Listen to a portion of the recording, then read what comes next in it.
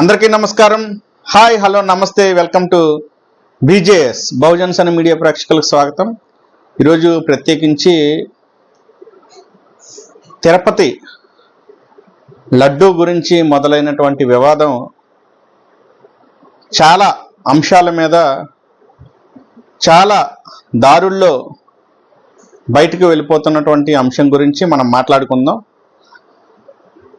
ఈ తిరుపతి లడ్డూ గురించి జనసేన అధినేత పవన్ కళ్యాణ్ గారు మాట్లాడిన దానిలో తప్పే ఉంది. హిందువులకి సనాతన ధర్మం ఉంటుంది, క్రైస్తవులకి హోలీ బైబిల్ లాంటిది ఉంటుంది, అదేవిధంగా ఇస్లాంకి ఖురాన్ లాంటివి ఉంటాయి. ఇప్పుడు ఉదాహరణకి మనకి పవిత్ర స్థలంగా ఉన్నటువంటి తిరుమల తిరుపతి దేవస్థానం, తిరుపతి శ్రీ వెంకటేశ్వర స్వామి కలియుగ దైవంగా పిలిచే మనం అక్కడ జరిగినటువంటి ఒక అంశం మీద ఇలా జరగడం అన్యాయం అని చెప్పడం పవన్ కళ్యాణ్ చేసిన తప్ప.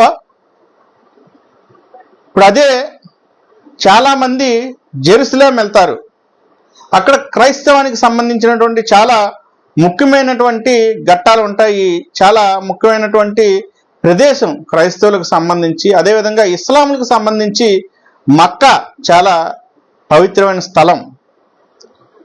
ఎవరి యొక్క మతానికి సంబంధించి నమ్మకాలు వాళ్ళకి ఉన్నప్పుడు వారి యొక్క ధర్మాన్ని, సనాతన ధర్మాన్ని రక్షించుకోవడం మన బాధ్యత.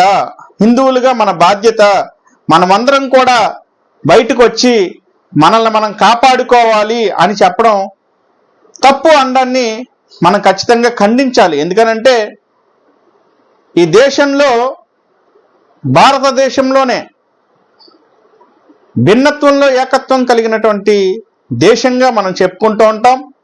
ఇక్కడ హిందువులు, ముస్లింలు, క్రైస్తవులు, సిక్కులు, జైనులు, బుద్ధిస్టులు ఉన్నటువంటి ఈ యొక్క దేశంలో మనం ఉన్నప్పుడు ప్రతి ఒక్కరు కూడా మన యొక్క మతాన్ని మరి ప్రేమిస్తూ, మన యొక్క మతాన్ని గౌరవిస్తూ, ఎదుటివారి మతాన్ని కూడా గౌరవించాల్సినటువంటి బాధ్యత మన మీద ఉండడమే మనం నిజంగా దేశంలో సెక్యులర్గా ఉన్నటువంటి వాదులుగా మనం చేయాల్సిన పని.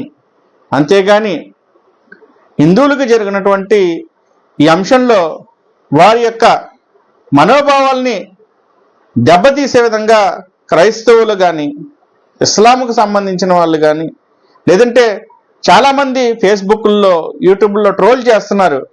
అది ఎంతవరకు సమంజసం అనేది మనకు మనమే ఆత్మ పరిశీలన చేసుకోవాలి. మన ఇంట్లో ఏదైనా ఇబ్బంది జరిగినప్పుడు మనకి ఎంత బాధ ఉంటుందో వారికి సంబంధించినటువంటి అంశంలో కూడా అంత బాధ కలిగి ఉండొచ్చు. దాన్ని పాజిటివ్గా తీసుకోవాలి. కానీ ఒక పొలిటీషియన్గా పవన్ కళ్యాణ్ గారిని టార్గెట్ చేస్తూ మరి ఫేస్బుక్లో, వాటిల్లో, సోషల్ మీడియాలో ముఖ్యంగా మరి అటువంటి ట్రోల్స్ చేయడం అనేది సమంజసం కాదు. ఎందుకనంటే ఎవరి నమ్మకాలు వాలి, ఎవరి మతం మీద వారికి విశ్వాసం ఉంటుంది, ఎవరి దేవుడు వారికి గొప్ప అనేది మనం తెలుసుకోవాలని చెప్పి తెలియజేసుకుంటూ సెలవు తీసుకుంటున్నా.